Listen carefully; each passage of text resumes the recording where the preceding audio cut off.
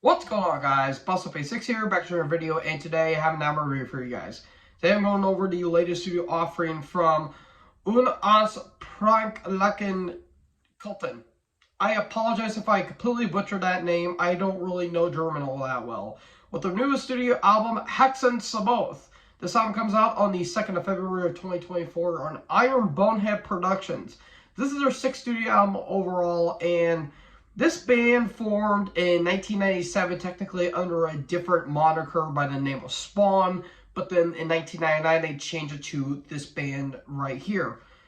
So they are from Santiago, Chile, and well, if you love Lovecraftian horror as much as the next guy, well, you're gonna probably dig this album because this is, again, Lovecraftian Cthulhu-based death metal.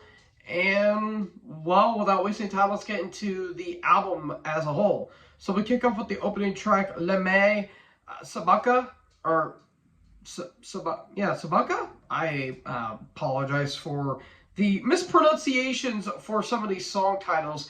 And it starts off with this really creepy spoken word that kicks off into these apocalyptic leads and like very apocalyptic riffing, really reminiscent of, I guess you could say, Incantation, and with those like dark, creepy melodies coming in, much like Immolation and maybe Ulcerate to a lesser extent. But you also have those tremolo pickings and tremolo riffing like Morbid Angel, and it's pretty damn good. I really like the leads. It's like very melodic and a little catchy. And it really has this like very Slayer kind of squealy dive bomb in the in regards of like Kerry King to a lesser extent. And it's a pretty solid opening track. The drums are going at 100 miles per hour basically. The vocals are very nasty and disgusting, very deep, low gutturals. Really kind of like John McEntee in a way, but kind of throwing a little bit of like Ross Nolan from Immolation, and you kind of get this guy right here, and his vocals are a little nasty on this album, I will say. And then we get into the next track, Quattro Valles di Capo Infantili. I have no idea. I sincerely apologize. It's basically kind of get that same thing from the opening track and kind of apply it here. You know, apocalyptic riffing, tremolo riffing, really nice guitars, like very squealy in a way, and it's almost black metal-esque to a lesser extent, but it still has that death metal-like tone to it. And yeah, again, kind of, you know, same thing from the opening track, and it also goes into kind of the same thing with the third track, Our Almighty Cathodic Lords, where, again, same thing, just cut and paste from what I said for the first two tracks and apply it there. Now, with the fourth track, Hexanipple, Ditties. I'm an idiot, but that song is a little bit different. It does have this very creepy spoken word from the front vocalist, who I have no idea who the vocalist actually is, because apparently I'm in the archives. It doesn't really have a lineup. They don't give the member lineup, so that's a little odd. But he's got this like very kind of smoky rasp to his vocals, and it's kind of haunting to say the least. And I really do like the lead changes with this one. The transitions are a little bit nice.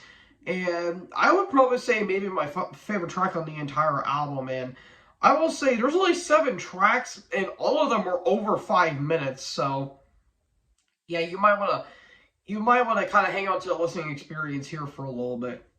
And then we get to the 5th track, Do Ha Formula. Again, I apologize for mispronouncing that.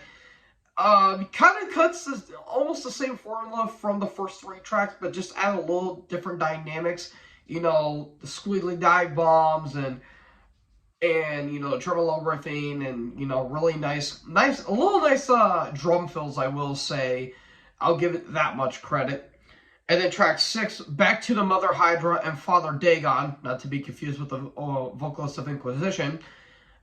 Again, it's a song they decided to write. Yeah, By this point, the album, that will lean more towards my negatives, but you could kind of sense where I'm going for with this album as to my description of the song titles. And then we get to the last track, which is just over 8 minutes. Die to Fils Booker. Oh god, I'm going to have all the Germans coming after me, and it sucks because I am doing a German metal band retrospective. I'm doing Accept. God kill me, please, but this one's a little different. It has a bit of like a Death Doom like flavor to it. Like again, like the entire album has this like Death Doom style, very much of incantation. Maybe a little bit of autopsy in some regards in terms of the atmosphere.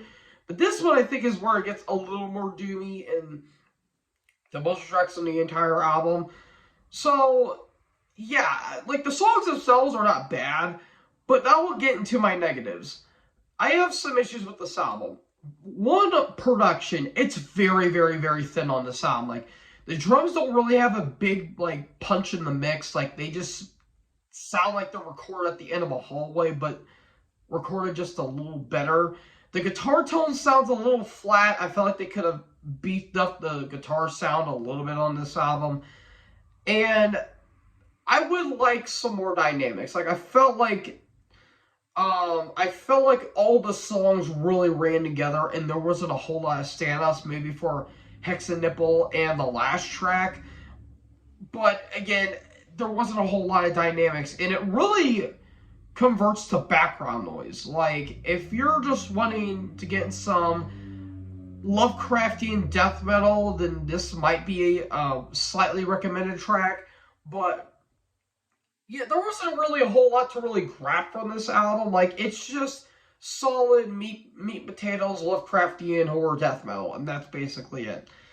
And going forward, I'm actually going to be selling out, I guess you could say, and converting myself to the star rating. So I'm going to give this one a 3. I think this is an alright death metal album, though it could have been a lot better in my opinion. Though I will say, the album cover looks really damn cool, and let me check to see who did the artwork. His name is Rodrigo Salvateria. I think that's how you pronounce his name. I severely apologize, but yeah, it's just solid meat and potatoes, Lovecraftian death metal with no really big standouts.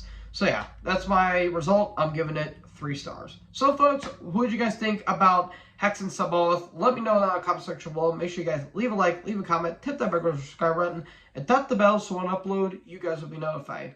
Thank you guys so much for watching this video, and most importantly, join the herd. Talk guys in the next video. Peace out.